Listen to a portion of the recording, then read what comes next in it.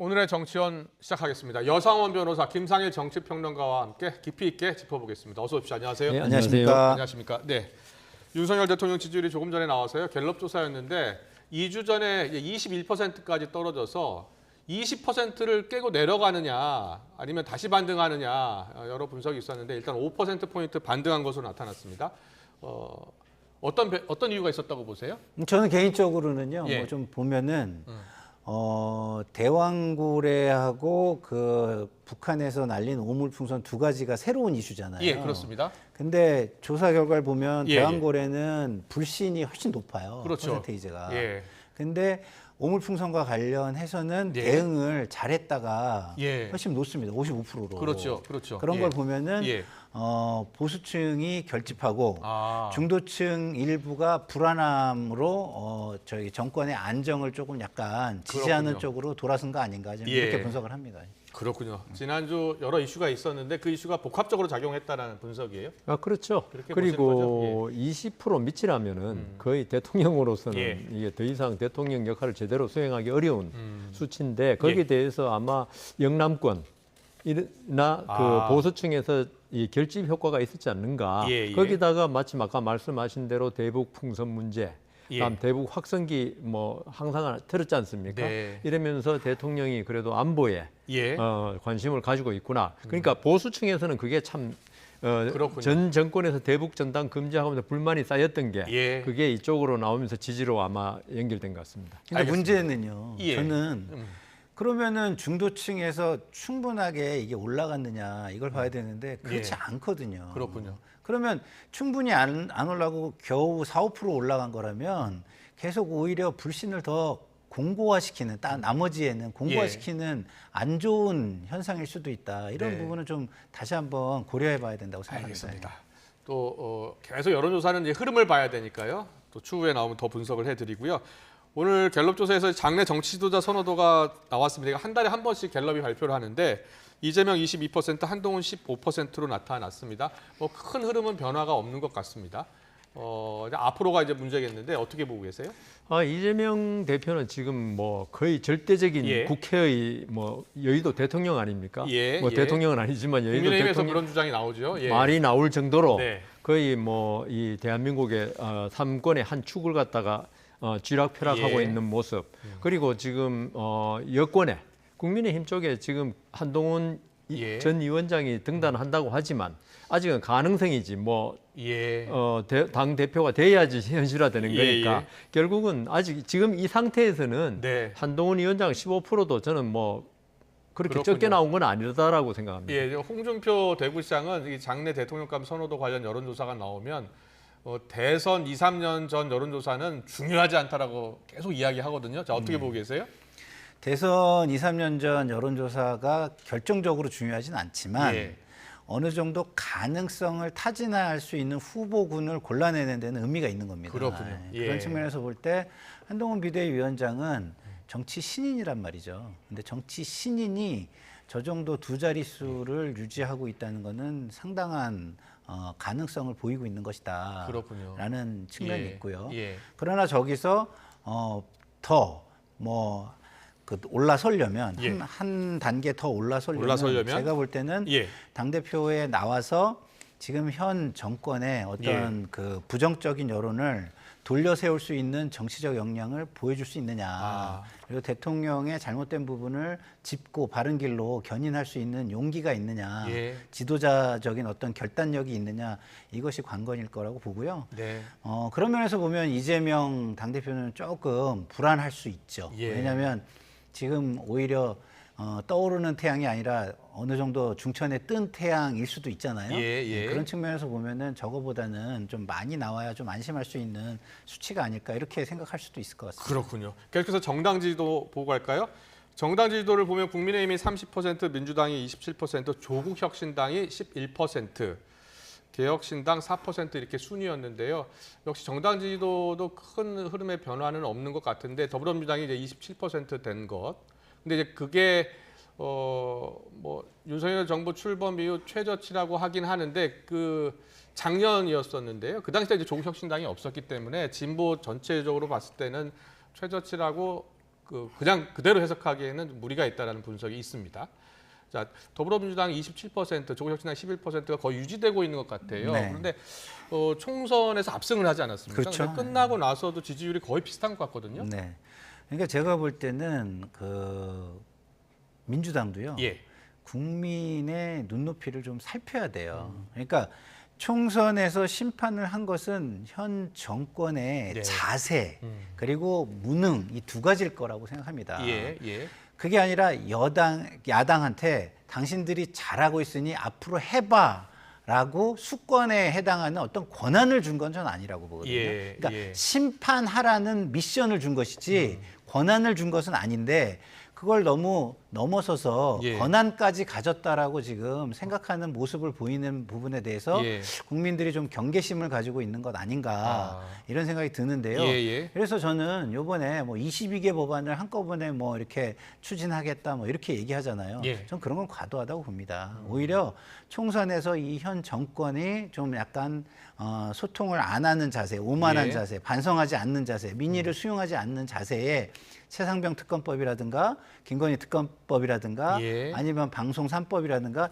이런 거를 국민 동의를 얻을 수 있는 그리고 총선 민의가 어느 정도 반영된 것을 먼저 하고 예. 나머지 것들은 최선을 다하고 난 다음에 어쩔 수 없이 이렇게 간다라는 걸 보여줘야 예, 예. 국민이 이해를 하지 거기에 얹어가지고 내가 하고 싶은 거 다 하겠다 이러면 그 또한 오만으로 비칠 수 있다 이런 생각이 듭니다. 그렇군요. 민주당의 권한을 다 준 것은 아닌데 어느 정도 속도를 좀 조절하면서 나아갈 필요가 있지 않느냐라는 분석을 해주셨어요. 여 변호사님 어떻게 보세요? 맞는 말씀이고요.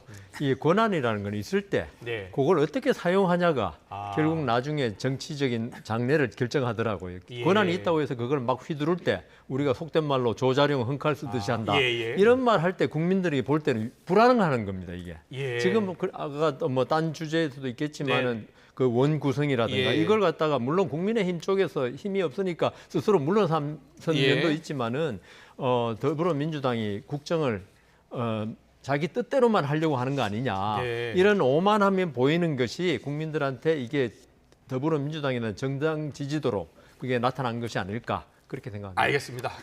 자, 계속해서 국민의힘 전당대회 관련 소식으로 이어가겠습니다. 국민의힘의 새 당대표 뽑는 전당대회 룰이 규칙이 얼마 전에 결정이 됐죠.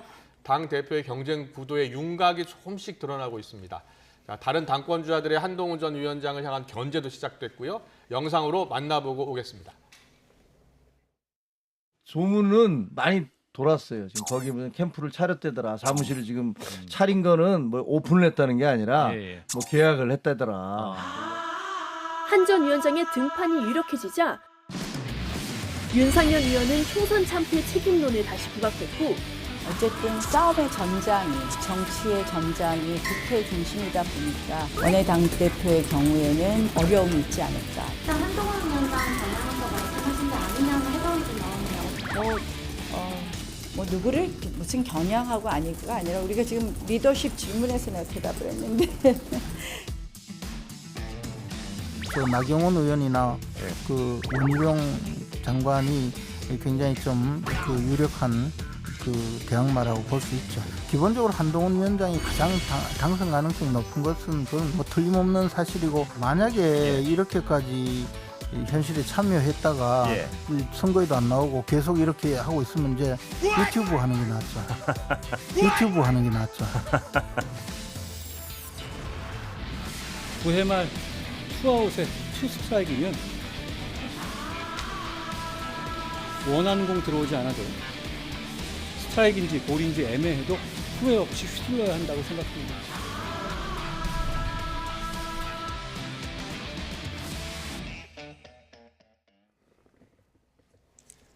네, 한동훈 전 비대위원장 다음 주쯤에 출마 선언할 것이다라는 보도가 계속 나오고 있습니다.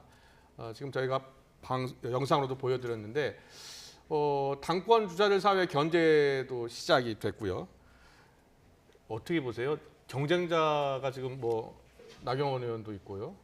유승민 전 의원도 있고 윤상현 의원도 윤상현 있고. 의원도 있고 경쟁자들이 바로 도전에 같이 나설 것 같습니까? 어떻게 글쎄 그거는 이제 가봐야 알겠지만 예. 아직 뭐 초기 단계인데 경쟁자들이 23일인가 24일까지 후보 등록해야 되잖아요. 그러니까 저렇게 견제하는 걸 보면은 예. 한동훈 위원장은 반드시 나오는 것 같고요. 예. 예.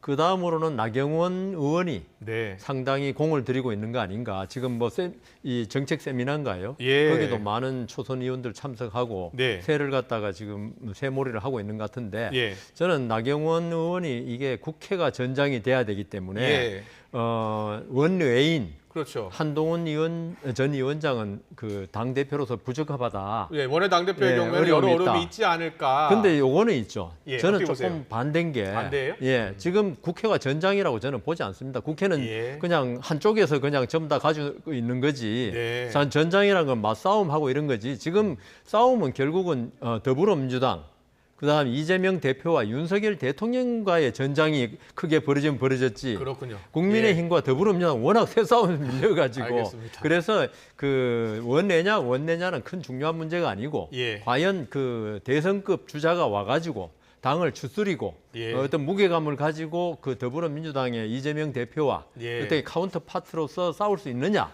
이게 더 중요하다고 생각합니다. 한마디로 원외 인사 한계론을 이렇게 제시하자 측근으로 통하는 장동혁 의원이요 바로 반박을 했어요. 한전 비대위원장 처음 우리 당에 왔을 때 원외 인사 아니었느냐라면서 반박하기도 했는데 자, 이런 이야기들이 계속 나오는 배경에는 민주당에서는 과거에 어대명이라고 해서 어차피 네, 당대표는 이재명이다라는 그렇죠. 이야기 있었고 지금 이 국민의힘에서는 어대한이라고 어차피 당대표는 한동훈 아니냐라는 이야기가 계속 나오고 있거든요. 네. 자, 나경원 의원이 주장한 네. 원외 당대표 어려움이 있을 것이다. 네. 한계가 있을 것이다라는 것에 대해서 어떤 생각이세요?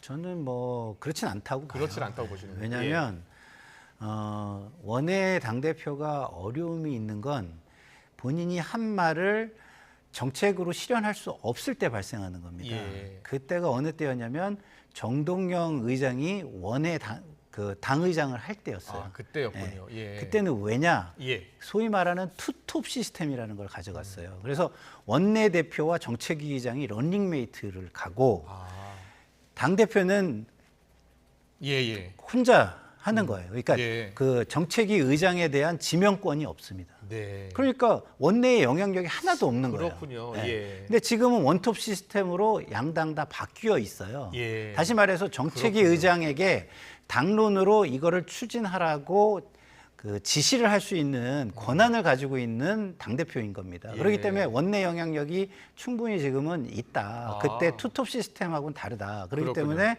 여러 어려움이 있다라는 것은 제가 볼 때는 좀 약간 상황이 바뀌었다. 예. 저는 이렇게 생각이 들고요. 네. 나경원 의원은 예. 지금 어떨 것 제 같아요? 취지 어떻게 할것 제 같아요? 취지에 의하면 예.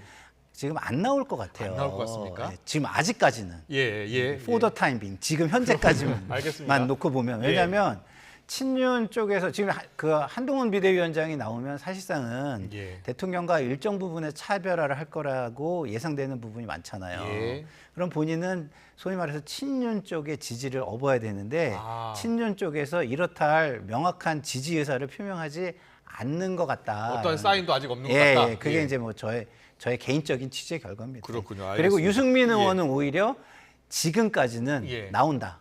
아, 그래요? 예. 지금 룰이 확정됐는데 여론조사 20%. 그래서 저도 이게 20%가 저는 제가 볼 때는 유승민 의원이 못 나오게 하려는 게 그래요? 20%라고 전 봤거든요. 아, 왜냐하면 예. 사실은 역선택 조항을 배제하고 나면 네.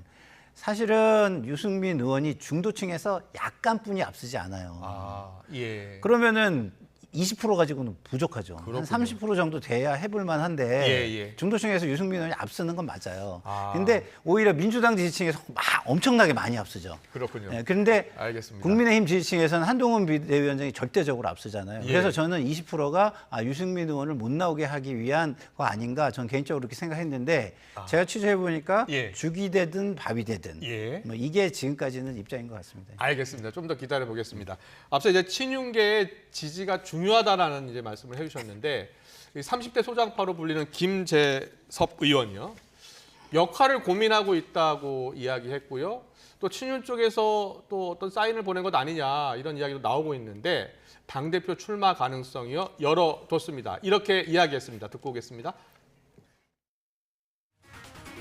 친윤계 지원을 받고 뭐 그런 기사가 왔는데요. 글쎄요, 제 정치적 소임은 친윤이라는 이름으로 당을 망쳐놓은 사람들을 개혁하는 것이 제 정치적 소임이라고 생각합니다. 뭐 아직 결정된 바 없습니다. 그러니까 어쨌든 당이 지금 어려운 상황이고 그 가운데서 제 역할을 계속 고민하는 상황이고요. 당권 도전 여부는 뭐 아직 전혀 결정된 바는 없습니다. 주변에서 어떤 이야기 하든지 간에 김재섭의 길을 걸어갈 생각이고요. 당의 개혁을 위해서 앞장설 생각입니다. 네, 저희가 이제 김재섭 의원하고도 접촉해서 전화 연결을 좀 해보려고 했는데 예. 좀 민감한 시기라서 좀 이렇게 전화 연결은 어렵다고 해서 전화 연결은 못했는데요.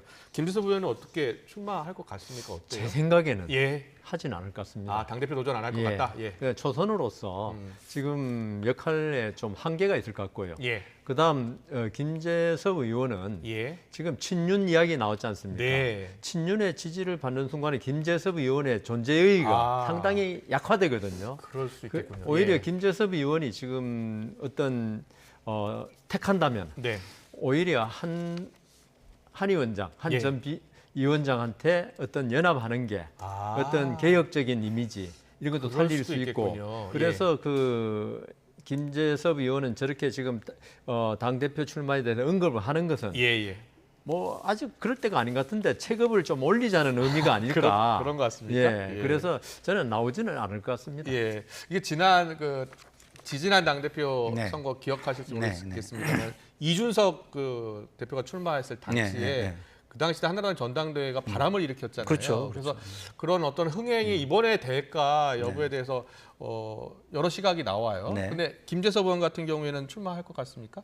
출마하기 어려울 어려울 거라고 것 저는 같습니까? 보는데 예. 그 이유는 뭐냐면 김재섭 의원은 한동훈 비대위원장 스탠스에 저는 그 연동돼 있다고 봐요. 아, 그래요? 네. 예. 한동훈 비대위원장이 대통령을 옹호하기 위해서 나오는 쪽이라면 네. 김재섭 의원은 나올 의미와 명분이 충분하죠. 예. 근데 한동훈 비대위원장이 나와서 지금 현 상황을 그리고 대통령실을 변화로 견인하고 그다음에 개혁을 하려고 하는 입장이라면 예. 겹치잖아요. 네, 그런데 근데 새는 한동훈 비대위원장이 훨씬 많잖아요. 예. 그러면은 김재섭 의원의 예. 목소리가 묻히게 된다라는 측면에서 그렇군요. 당대표가 나오기는 좀 어려울 것 같고요. 예. 한동훈 비대위원장의 스탠스가 만약에 변화와 개혁이라면 제가 볼 때는 오히려 최고위원으로 나와서 런닝메이트식으로 뛰는 거를 제안받을 가능성이 더 높아 보이지 않나 이런 생각이 듭니다. 그렇군요. 혹시요 지금 거론되고 있는 후보들 있잖아요. 네. 만철수 의원도 있고요. 우리가 지금까지는 거론하지 않고 있는 친윤계 중진 의원들 중에 혹시 당대표 네. 도전할 사람도 있을 것 같습니까? 글쎄요, 저기 김재원 전 최고위원이 얘기를 했잖아요. 원희룡. 원희룡. 네. 그래서 저는 원희룡 전 장관. 네, 원희룡 전 장관은 그래도 지난번에 좀 상호 좀 예. 약간 비서실장선이 있었긴 했는데 좀 이렇게 갈등 비슷한 서운함이 있었지만 그렇죠. 그래도 그 이전에 쌓은 신뢰가 어느 정도 있기 때문에 네. 친윤 쪽에서 일사불란하게 그럴 수도 밀기는 있겠군요. 좋은 카드가 아닌가. 원희룡 전 장관 카드가 친윤계에서 미는 후보가 될 수도 있다. 동의하세요? 글쎄요. 글쎄요? 지금 예. 그 친윤의 예. 어떤 지금 국민의힘 사정으로 볼 때 이 친윤이라는 거 대놓고 밀기가 네. 이 당 사정이 그렇게 호락호락하지 않다. 왜냐하면 그렇군요. 그걸 예. 미는 순간에 예. 오히려 국민 여론 지지가 떨어질 수 있기 때문에 네. 지금 거론되는 인사 중에서 친윤을 대놓고 거론한 사람이 아무도 없어요. 예. 대통령이 인기가 이 정도 없으면 안 되는데 여하튼 그래서 예. 지금 친윤에서는 나오기가 좀 힘들지 않을까. 그래서 원희룡 장관이 지금 나온다는 이야기 물론 뭐 아직 며칠 한 일주일 남았으니까 예. 가능은 하지만 네. 가능성이 좀 많이 그래요? 없지 않을까 싶습니다. 알겠습니다. 뭐 저도 그 굳이 꼽자면 꼽은 굳이 거지. 꼽자면 그렇게 뽑은 것이지. 저는 친윤 쪽에서는 예. 전략을 오히려 예. 최고위원들을 최대한 많이 확보해가지고 그럴 수도 있겠네요. 균형과 견제를 이루려고 하는 그럴 시도가 수도 있겠네요. 있지 않을까 이런 생각이 듭니다. 예, 알겠습니다. 잘 들었습니다. 다음 주에 또 새로운 일이 있을 것 같은데 그때 또 다시 또 모시고 이야기 들어볼게요. 민주당 이야기로 넘어가겠습니다. 민주당이 당 안팎에서 제기된 이재명 맞춤형 논란, 당원 당규 개정 이야기입니다. 마무리 수순을 지금 밟고 있는데 12일 날 당규 개정안 의결했고 이제 17일 날 최종 의결을 한다고 합니다. 영상으로 만나보고 오겠습니다.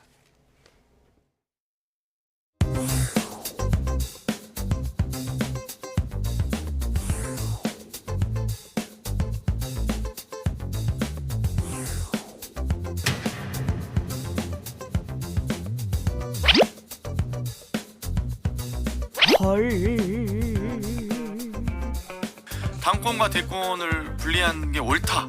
그게 지고지순화 원칙입니까?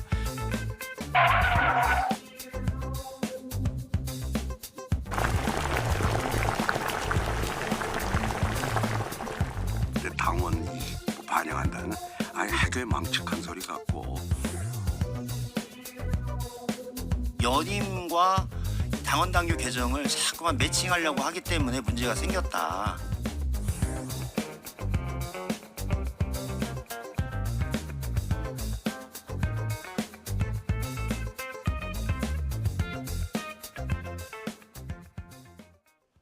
네, 이 예외 규정이 이재명 대표 대선 출마 맞춤형 아니겠느냐, 그럴 수 있다라는 그런 당내의 비판과 지적에 대해서 이재명 대표도 그래서 개정하지 않았으면 좋겠다라는 입장을 밝혔었다고 합니다. 그럼에도 불구하고 지금 계속 의결이 됐고요. 17일 날 이제 통과가 될 가능성이 높은 거죠. 높은 거죠. 예. 네. 당무위나 뭐 이런 구성은요, 당 대표가 뽑은 사람들이 많아요. 기본적으로. 그래요? 예. 그렇다면 당 구성 자체가. 대표가 뽑은 사람이 많다면 당 대표의 의지가 확실하다면 확실하지 않은 거죠. 그런 건가요? 확실하다면은 예. 목소리가 예. 크게 나와야 되잖아요. 그렇군요. 예. 이건 진짜 아니야. 예. 민주주의의 원칙과 철학과 뭐 소신에 비추어 이건 맞지 않아. 뭐 아무리 지지자들이 나를 위해서 하는 거라지만 예. 대원칙을 어기고 정치라는 것이 예. 그 강하게 앞으로 전진해 나갈 수가 없어. 네. 이런 얘기를 하고 설득하는 모습이 있어야 되잖아요. 예. 근데 그게 없는 거죠. 그래서 민주당은 저는 이걸 분명히 알아야 될 것 같아요. 예. 아까도 제가 비슷한 말씀을 드렸지만 본인들이 지금 가지고 있는 권한과 이익은 네. 평가 이익이 아니다.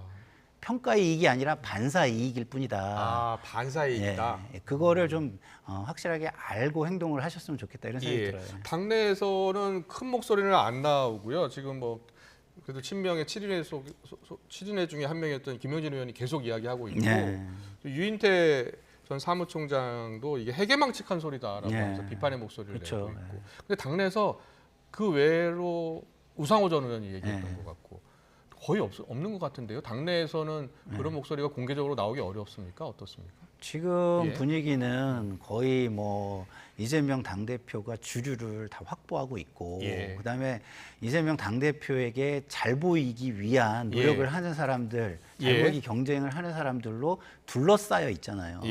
그렇기 때문에 정말 본인이 민주주의의 역사 속에서 민주주의에 대한 철학을 어느 정도 뭐랄까 확실하게 가지고 있는 신념을 가지고 있는 사람 외에는 목소리를 내기가 어려운 환경이라고 보는 게 맞을 것 같습니다. 알겠습니다. 여 변호사님은 어떻게 보고 계세요? 그러니까 지금 김영진 의원 말씀이라든가 유인태 전 사무총장 말씀 그런 말이 왜 나오겠습니까?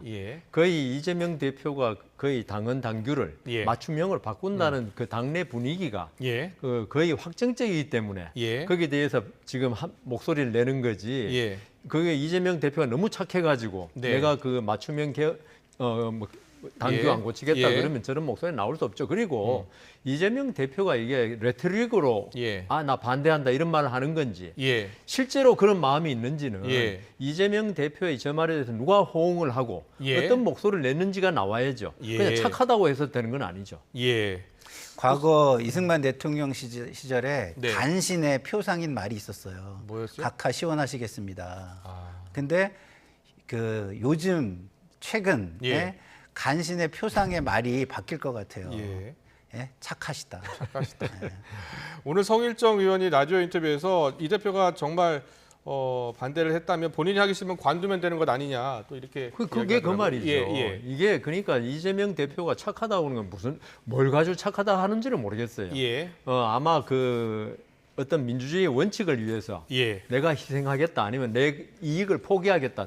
당내에서 이렇게 지지가 많음에도 나는 안 한다. 뭐 이런 취지라는데 그거면 말이 되는데 그런데 이 지금 민주당 내의 어떤 분위기라든가 이런 걸 볼 때 전혀 그렇지 않거든요. 그냥 성일종 의원이 하는 말대로 제가 그걸 그대로 뭐 어떤 유행어로 표현하면 그저 웃고 말지요. 이재명 대표 착해서 이걸 못한다. 그거는 말로 되는 게 아니고 실제로 이재명 대표가 우리나라의 민주주의를 해서 얼마나 애쓰는가 그게 중요한 거지. 말을 아무리 저렇게 한다고 해도 진정성이 없으면요.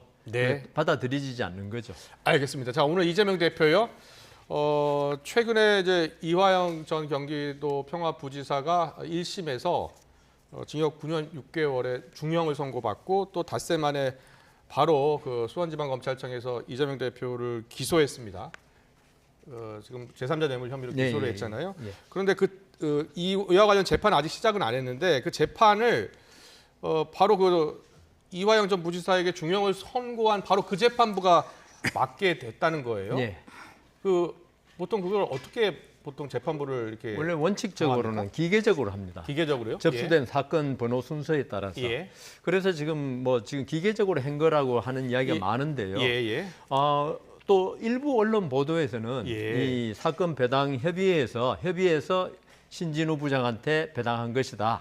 그렇게 이야기하는데 어쨌든 결과적으로는 이 이재명 대표의 지금 제3자 뇌물, 북한에 돈 준 걸 뇌물로 본 거죠. 상방울이 준 걸. 그 재판은 이화영 부지사 재판보다는 쟁점이 이미 다 파악돼 있고 그다음 입증도 다 돼 있기 때문에 우리가 이제 쉽게 말해서 이화영 재판 때의 소송 기록이 있지 않습니까? 거의 증인신문 조서도 있고 엄청나게 많거든요. 그렇군요. 그러니까 증인으로 따로 부를 필요가 없다고요. 그래서 그 기록 송부 촉탁이라고 그러는데 그 기록을 가져오면 그리고 증인신문 조서 등 변론 조서는 절대적 증거력이 있거든요. 그래서 아마 변론 준비 기일도 오래 하지 않을 것 같고요. 왜냐하면 쟁점은 지금 뻔하기 때문에. 그렇군요. 그다음 입증에 있어서 증인을 많이 신청해도 그게 오래 가지 않을 것 같고요. 그래서 이화영 지금 전 부지사는 1년 8개월 걸렸습니다. 결론 나오는데 이재명 대표에 대한 1심 결론은 그보다 훨씬 짧은 기간에 나올 수 있다. 있군요. 지금 판결문이 이제 공개가 됐어요. 이화영 전 부지사 판결문 공개가 됐고 그 보니까 판결문에 이재명 대표 방북용이다라는 것이 이제 인정된 면이 있고요. 또 그 재판부가 한 이야기 중에 2018년 9월 남북 정상회담 특별수행 명단 발표 때 이 대표가 제외된 것이 이 대표 방북 적극 추진의 원인이 된 것으로 보인다라는 표현도 있어요. 그런데 민주당은 이게 조작됐다는 거 아니에요? 전체적으로 증거가? 민주당은 그 방어자 입장에서 방어를 위한 최대한의 논리를 대는 거니까 그렇게 얘기할 수 있다고 저는 봅니다. 문제는 이제 그것은 판단하는 사람의 몫은 또 아니기 때문에 그럼 판단하는 사람이 그게 얼마나 논리적인 주장이냐 이런 걸 봐서 판단하겠죠. 근데 거의 비슷한 것을 심리하고 판결해야 되는 재판 사건을 같은 재판부에 배당한 건 저는 좀 아닌 것 같습니다. 그렇군요. 이건 좀 바꿔주시는 게 맞는 것 같은 게 그렇죠. 기피 신청이나 기피 이런 걸 신청. 하겠죠. 근데 그건 아닌 것 같은 게 우리가 3심이라는 걸 하는 이유가 뭡니까? 같은 결론에 대해서도 여러 판단을 좀 받아봐야 이게 좀 더 확실하고 국민에게 신뢰를 줄 수 있다라는 취지가 있는 것이라고 저는 생각하는데 그런 걸 보면 이게 같은 사건은 아니지만 사실상 연동되어 있는 사건이라고 볼 수 있거든요. 그리고 판단도 거의 연동돼서 판단을 할 수밖에 없는 사건이라고 저는 보는데 이미 자신의 판단을 한 판사가 또 비슷한 것을 보고 판단을 하게 한다는 것은 저는 좀 맞지 않는다 이런 생각이 우리 김 의원님 말씀대로 만일에 이 신진우 부장의 재판부가 잘못했으면 항소부가 있습니다. 지금 그리고 이화영 전 부지사 재판도 항소를 해가지고 항소심에서 지금 말씀하신 대로 항소심은 다른 판단을 할 수 있는 겁니다. 지금 우리가 이 재판은 1, 2, 3심 그냥 고속도로 달리듯이 달릴 것이다. 이게 전혀 아닙니다. 그렇군요. 왜냐하면은 그리고 조작 이야기를 많이 했어요. 더불어민주당 쪽에서. 그러면 판사도 조작했다는 게 돼야 됩니다. 판사가 이 재판이라는 거는 검찰이 공소를 제기한 것에 대해서 변호인 측이 법리와 사실 인정을 엄청나게 다투어서 나온 결론이지 이걸 조작해서 나올 수는 없거든요. 저는 조작이라고 보진 않는데 아까도 말씀을 드렸지만 국민에게 이게 굉장히 치열한 어떤 정쟁의 소지가 되는 거잖아요. 그러면 국민들에게 정쟁의 소지를 좀 낮춰주자는 차원에서 3심의 취지를 제가 그냥 말씀을 드린 거고 3심의 원리에 맞게 해라 이런 거의 의미는 아닙니다. 근데 알겠습니다. 그 취지를 비춰볼 때 그렇게 좀 취지를 이용해가지고 다른 재판부가 하는 것이 정쟁의 소지를 낮출 수 있겠다 이런 제언입니다. 그렇군요. 지금도 3개의 재판을 받기 위해서 법정에 왔다 갔다 하고 있는 이재명 대표가요. 이제 4번째 재판을 받게 되는 건데 오늘 이제 언론을 향해서 강도 높게 비판을 했어요. 검찰의 애완견이라는 표현을 썼는데 비판의 수위가 높았습니다. 듣고 오겠습니다.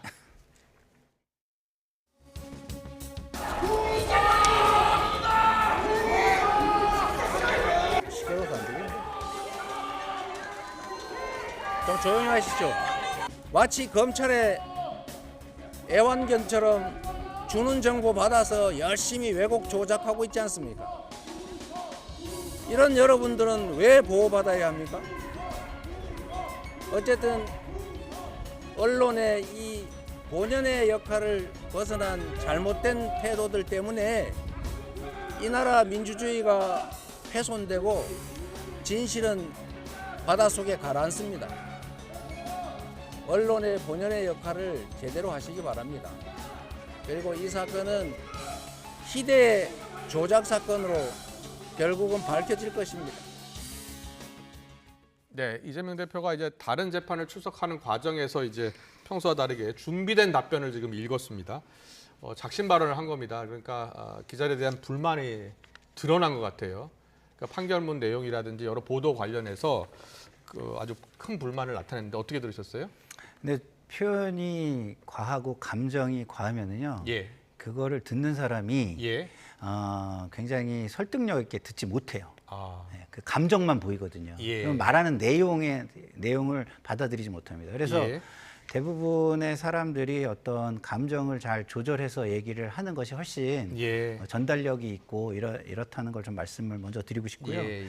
그리고 언론을 검찰의 애완견 이렇게 표현한 거는 굉장히 큰 일반화의 오류다. 저는 예. 굳이 표현을 하고 싶었다면 안 하는 게 가장 좋지만 하고 싶었다면 일부 언론 내지는 일부 기자 뭐 이런 식으로 표현하는 거를 했어야 되는데 이거를 완전히 언론 전체를 일반화시켜서 묶어서 거의 모욕을 줬잖아요. 이거는 본인에게도 별로 좋지 않고 이거는 제가 볼 때는 약간 안정감이 좀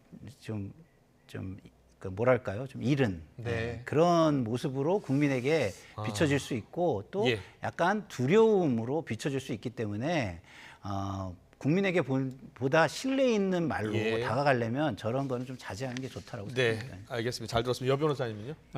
말하자면은 이재명 대표가 이때까지 재판 받을 때와 다른 모습을 보였어요. 그래서 저는 재판을 많이 해본 사람으로서 재판은 아무리 자기가 무죄를 확신하고 있더라도 항상 불안한 게 재판입니다. 그 결과를 알 수가 없으니까요. 그건 판사의 마음이니까. 그런데 이재명 대표가 왜 저렇게 됐을까 생각해 보면은 이화영 전 부지사 재판이 판결이 나면서 이재명 대표가 상당한 재판 결과에 대한 어떤 막연한 실체적인 두려움을 가지고 있는 것 같아요. 그게 이제 감정적으로 아까 우리 김 의원님 말씀하신 대로 좀 강하게 그게 표현이 강할수록 마음에는 두려움이 많습니다. 그래서 이재명 대표가 이번 그 대북 송금 사건 거기에서 이제 처음으로 판결이 나왔지 않습니까? 다른 사건에 앞서서. 그렇습니다. 그러면서 본인에 대해서 이게 잘못될 수 있겠구나 하는 두려움을 많이 가진 게 결국 언론 전체를 싸잡아서 비난하는 검찰이 뭐 애완견이라고 말하는 거는 뭐 그럴 수 있다 하더라도 그 언론까지 어떤 객관적인 공정한 취재 태도를 가지지 않고 검찰이 불러준 대로 일방적으로 썼다. 이거는 조금 과하지 않는가 그렇게 생각합니다. 자, 여기까지 듣고요. 지금 뭐 앞서 잠깐 이야기했는데 여야 원구성 협상 이야기 해보겠습니다. 지금 원구성 협상 계속 대치 정국입니다. 지금 뭐 여당에서는 뭐 토론도 한번 해보자. 추영호 원내대표가 그렇게까지 제안을 한 상황인데 이거 어떻게 푸는 게 좋겠습니까? 뭐 국회 오래 계셨으니까 지금 일단 11개 상임위를 민주당이 이제 차지한 거예요. 7개 상임위를 어떻게 할 것이냐 놓고서 다음 주 월요일에 그냥 하겠다는 겁니다. 민주당은. 저는요. 이 정치에서 100% 이기겠다는 생각은 버려야 된다고 봐요. 근데 지금 여당은 총선 참패 이후의 상황입니다. 그런데 그 민의를 전혀 수용하지 않는 상황에서 여당으로서 할 거를 전부 다 가져가고 이익을 전부 다 확보하겠다. 예. 이렇게 하는 거는 과하다고 봐요. 예. 지금은요. 행정부 견제가 안 된다고 지금 보고 있는 거예요, 국민들은. 예. 그렇기 때문에 조금 과도한 민주당의 모습에 비난 여론이 그렇게 많지가 않습니다. 네. 그 이유는 뭐냐?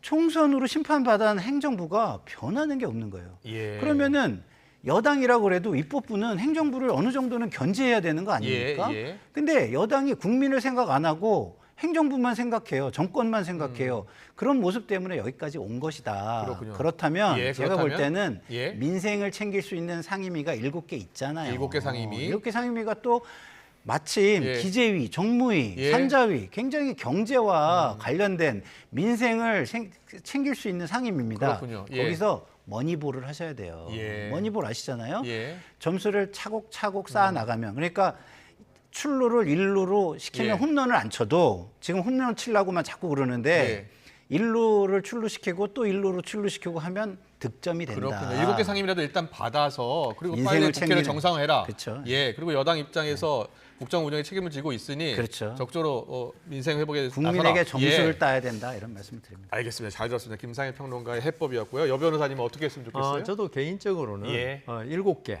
예. 지금 7개가 중요한 게 아니고 네, 국회로 네. 돌아가라는 거죠. 왜냐하면 예, 특위를 일을 해야 된다는 구성하고 거잖아요. 예. 이런 걸 보이면서 우리가 이렇게 압박받고 있다, 억압받고 예. 있다 이걸 내세우려고 그러는데 예. 현실 정치는 그렇지 않잖아요. 네. 일단 하고 지금 여당은 더불어민주당이나 국회가 네. 윤석열 대통령만 어떻게 괴롭혀가지고 하야시키는 그런 목적을 해서 모든 입법 이런 걸 하기 때문에 여기 반대한다는 의미에서 지금 이렇게 하고 있거든요. 예. 그런데 꼭 정치가 꼭 대통령하고 관계만이 아니지 않습니까? 예. 여야 정당 간의 관계도 있는데 네. 물론 힘이 없죠. 없지만 없는 상태에서 최선의 어떤 그 전략을 짜내고 대화하고 그다음 그러면서 국민에게 호소하는 게 설득력이 있지.